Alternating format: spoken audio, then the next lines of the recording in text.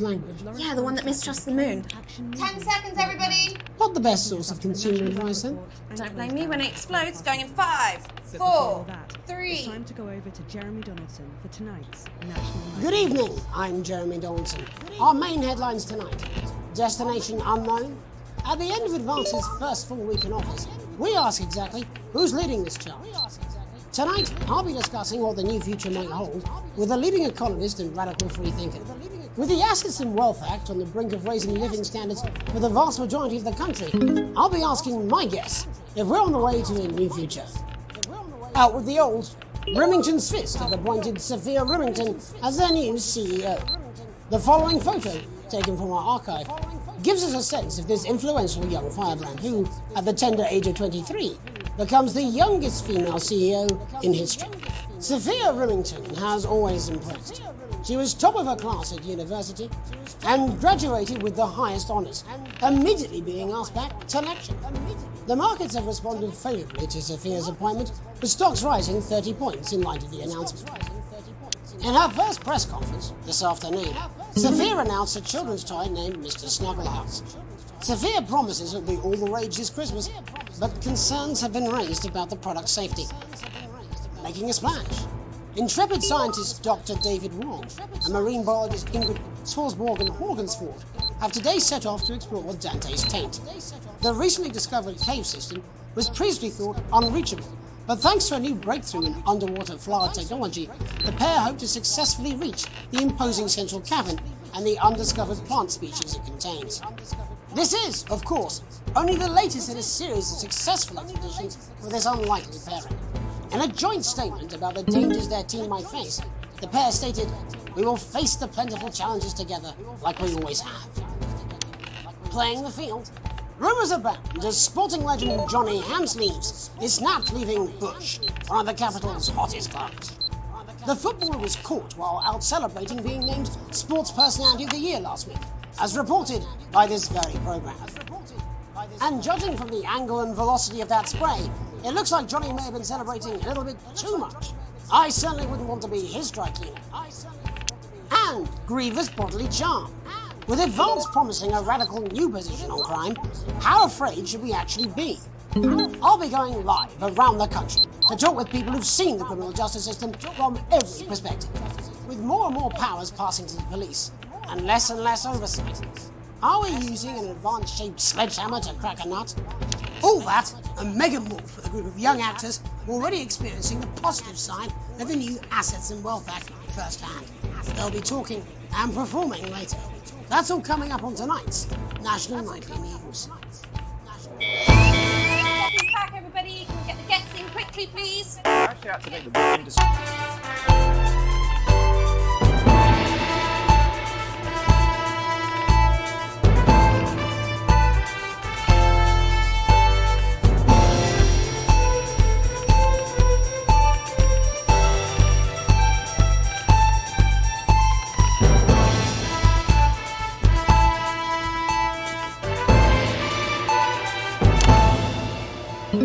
In the wake of the government's swift enactment of the Assets and Wealth Act, we're talking about Advance's first week in office and what the new future holds.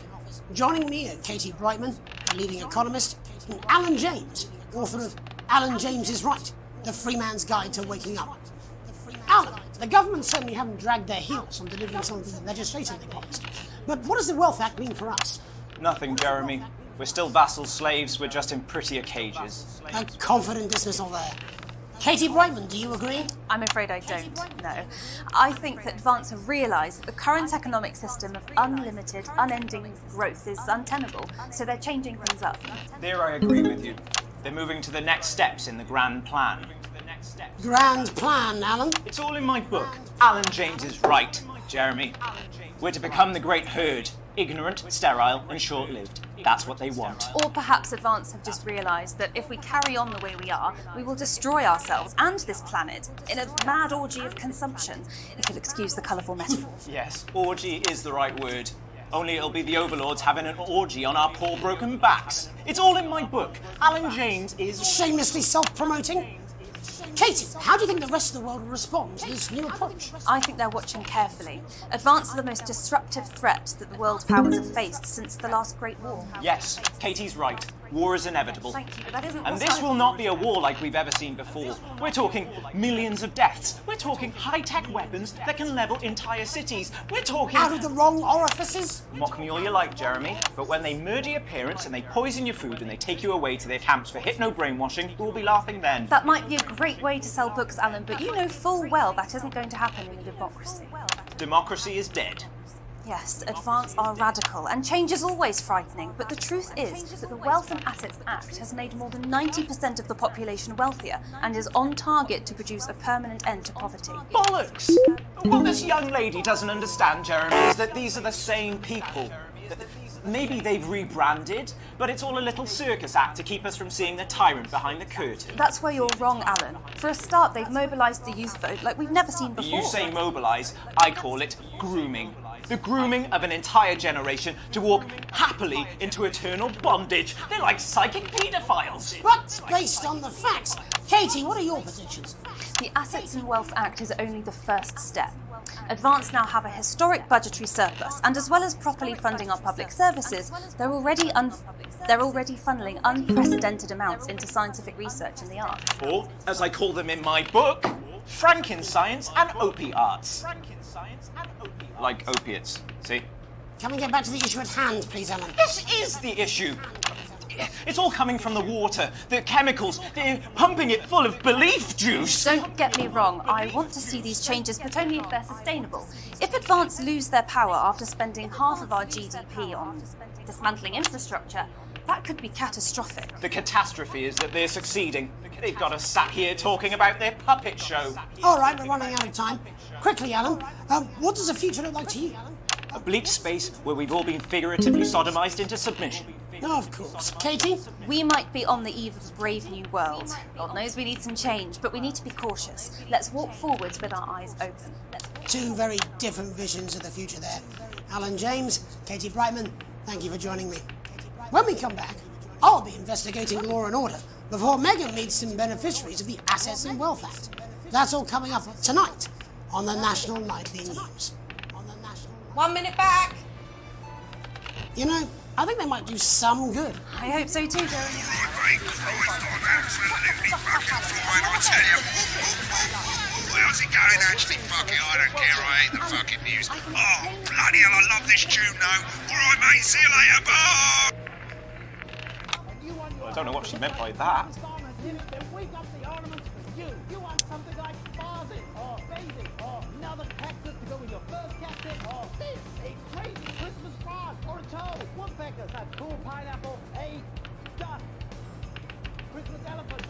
I'm just saying what you want to count. Bullshit, you will. She's good. You know she is. Set up a word and that's all I can do.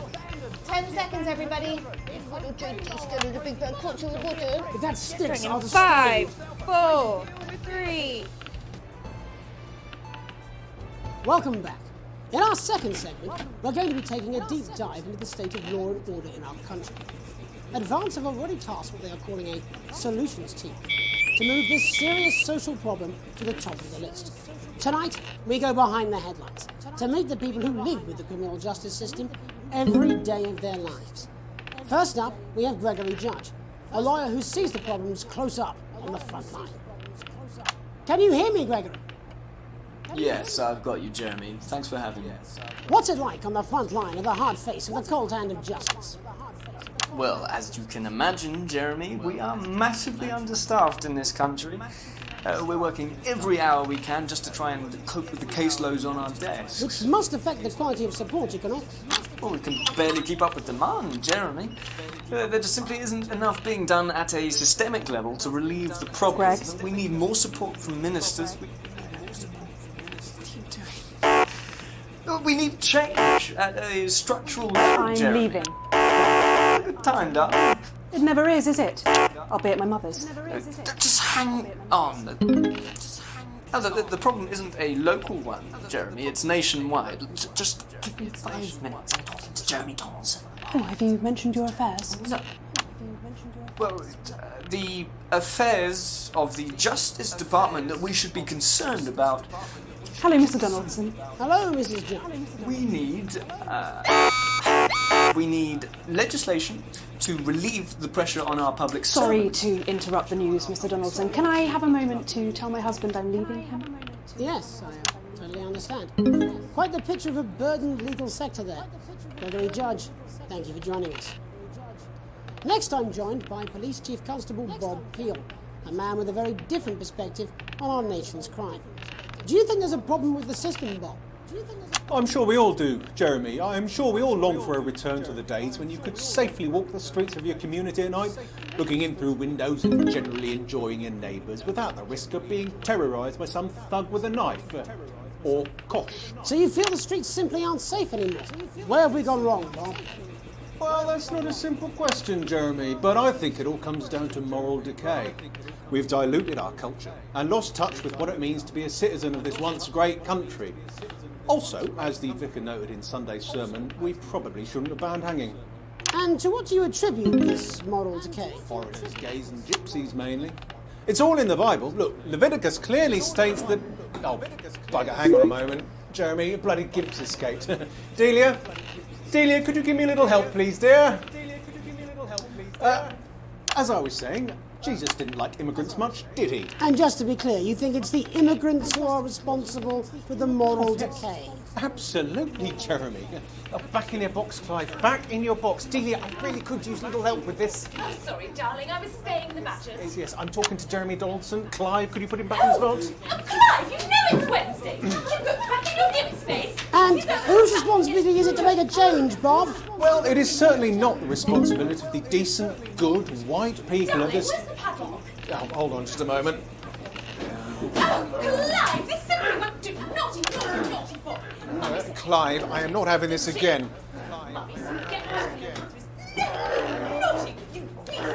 As I was saying, Jeremy, moral decay. Crime is the responsibility of the criminal, no one else. Look, everyone has a sob story, but we don't all end up as barbarians, do we? Look, when our daughter Alice comes home with an A-, does she go on a killing spree? No, she takes 3 of her pills and hides under the stairs like a normal child. Thank you, Bob. Bob Peel there, really locking down the police's position on morality force. And finally tonight, hopefully uninterrupted, it's time to get to the heart of the matter.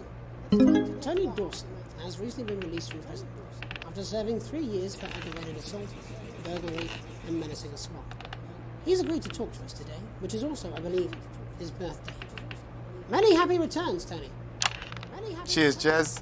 Call me Titwank Tony. Everybody else does. No, I'm not going to be doing that. Can you tell us what it's like in prison, Tony? Titwank Tony. Prison's a mixed bag.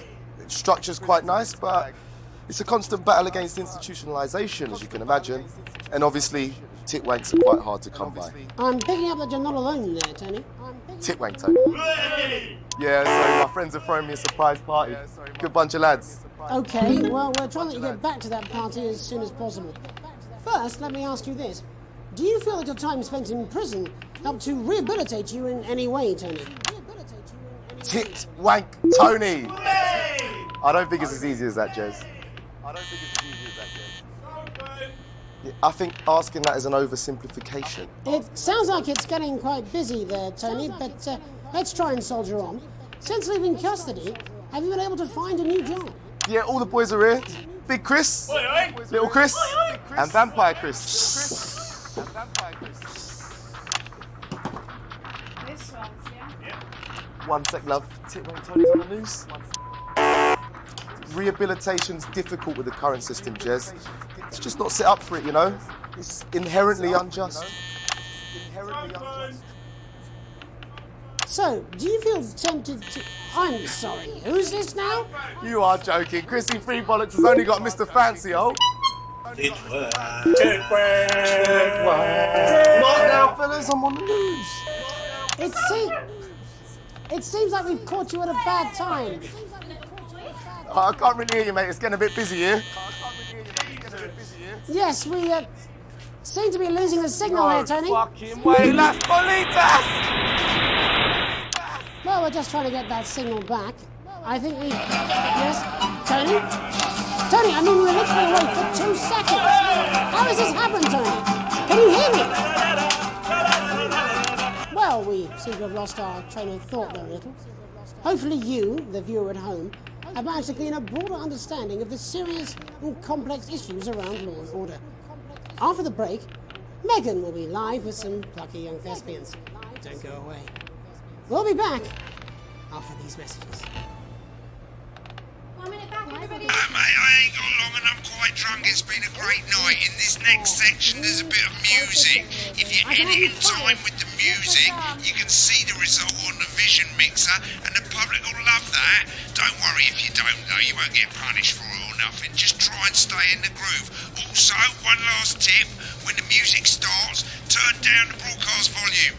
Right, enjoy the music bit. God, I love music. God, I'm so pissed. I think I might go and throw up in a bit. Come on, it's welcome back. 10 seconds, everybody. Gonna open on Megan. Camera 2. Going in 5, 4, 3. Welcome to Black, I'm Megan Wolfe, and on tonight's Culture Spot, I'll be chatting with one of the first beneficiaries of the Assets and Wealth Act, a team of inspiring young people from Switchford Sixth Form College, who today received a grant from Advance to take their play, Hey, Friendship, on a tour of local secondary schools. Welcome to you all. Well, let's start with you two, Harriet and Charlotte Winstanley-Hamilton. Girls, you must be thrilled. We are, Megan. We're overwhelmed, to be honest. And I believe you two are sisters, is that right? Yes, Charlotte's my oldest. I'm the older, more popular one. I'm joking. Harriet and Trey were really the ones who came up with the whole idea. So, Harry and I were shooting the breeze in the cafeteria, and I said, hey, let's actually do something. So I went to look for a drama teacher. But she'd been laid off due to budget cuts. Fortunately, I directed a pantomime when I was at university, so I knew the ropes, as it were. Right, yes, you're the maths teacher, aren't you? Yes, that's me, Jeff Algebra, maths teacher. Maths is really important. Oh, thanks, Steve. Maths is really important. Yeah, thanks, Steve. As is theatre. It's one of the oldest art forms in history. Aristotle I believed. just think that when we travel around all these problem schools and the poor kids see us, they say, hey, I really want to be like those attractive kids. And that's a very beautiful and powerful thing. We touch our audiences, and they touch us right back. I suppose with a surname like Algebra, there was really only one choice of career for me. My wife, Angela, and I, we often laugh about it. Angela Algebra. Yes. We just want to bring a bit of song and joy into people's lives. And teach people about the difficult issues. The issues in the play are what really matter. And I think you're going to be showing us an extract from this play, aren't you? That's right. To put into context, I play a young first year who's having some troubles at school. Her character doesn't actually have a name, yeah, because in a way she's like all of us. It's like a metaphor. Maybe she's you at home, or like, maybe she's you, Megan. Maths is really important. Yeah, thanks, Steve. Put it in, coach. Yes, thanks, Steve. Right, well, I'm going to have a little chat with your teacher while you run off and get ready. I can't wait to see it. That's it, that way. So, Jeff, when did you first hear about grants? 2 days ago. A letter from Advance arrived at the school. Now, the headmaster thought it was all a prank, but his secretary retrieved it from his bin and brought it to me. Wow, how did you react? I also threw it in the bin. But then, Harriet and Trey rescued it, and they rang the number at the bottom of the page, and next thing you know, we're on tour. Wow. Well, I think we can all guess which way you'll be voting from now on. Do you know what? It's funny, because Angela and I don't usually vote. We're not very political. I'm a mathematician, of course, and she's a paraplegic, mainly. But we did used to watch that Peter Clements DIY show back in the day, and so we thought, why not? Let's have a go at this whole democracy thing. Okay. And here we bally well are. Good stuff. Fucking brilliant! So, let's have a look at a short section of Hey, Friendship.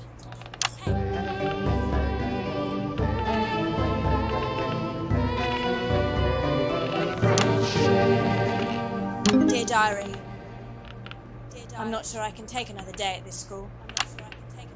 Another day of tears. Another day of fears. But still I walk the corridors alone. Dreading what might be around every corner. What's around the corner? What's around the corner? What's around the corner? Oh, hi, Gary. Oh, heavens no! It's Gary the Fist! Gary the Fist! Going somewhere, little first year? Great! I've been looking for some poor victim to bully all morning. But will this make me feel better about my violent father? Excuse me, I'm late for maths. It's my favourite subject. It's so important. Maths is for losers. What? Maths is for losers. My arm's stuck, coach. Just keep going, for fuck's sake! Right, maths is for losers. Now, give me your lunch money. Double lunch for me today, but why am I only truly happy when I'm eating? Not today, Gary the Fist. What do you mean not today? Who are you? My arm's free, coach. Brilliant, keep going. Right, who are you to stand up to me? I, Gary the Fist. And you're just a sad little girl with 2 gay dads who's all alone. That's where you're wrong, Gary the Fist. These are my 2 new friends. Vanessa is captain of the netball team. Yeah. And Blake owns a motorbike. Yeah. But I can't fight all 3 of you, and I don't have any friends of my own.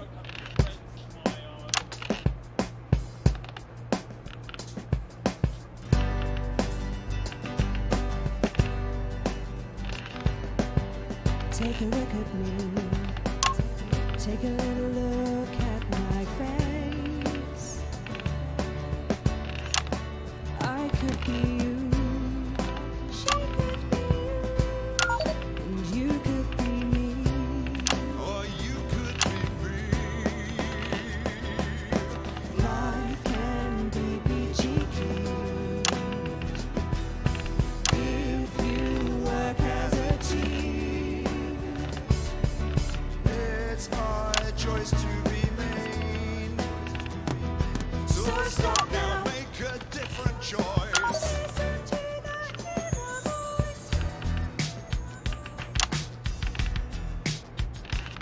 Hey, listen up, I won't take no crap. Who said middle class girls can't rap? I ain't afraid of your cruel laps. I'm a mother loving rebel, but I still love maths.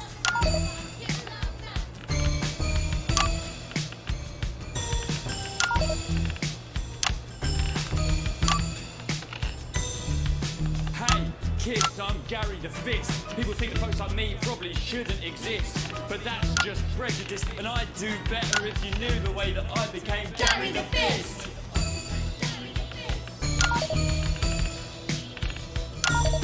I grew up on a council estate. The park was hip, but the flats weren't great. My dad used to come home drunk and late, and he'd hit my mum for dinner, he had to wait. Where's my dinner? It's not ready. Where's my dinner, woman? Don't make me ask you again. Hitting women is wrong. Hitting women. I guess life's pretty hard on a council estate. Life's pretty hard on a council estate. Life's pretty hard on a council estate. Life's pretty hard on a council estate. Life's pretty hard on a council estate. Life's pretty hard on a council estate. Life's pretty hard on a council estate. It's so damn hard on a council estate. Life can be peachy keen. Yeah.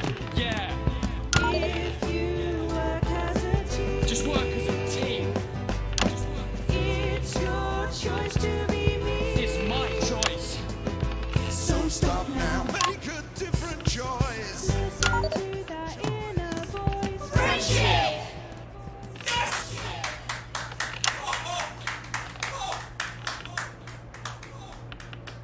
Well, thankfully that's all we have time for tonight on the National Nightly News. Join us tomorrow night for all the headlines from across the country. My name's Jeremy Donaldson. Have a peaceful night. And we're out. What the literal fuck was that? I believe that was art. I believe I've got a 14-inch cock, but it doesn't make it so. I have a similar belief about an adequate paycheck. Oh, someone please get these twats out of my studio.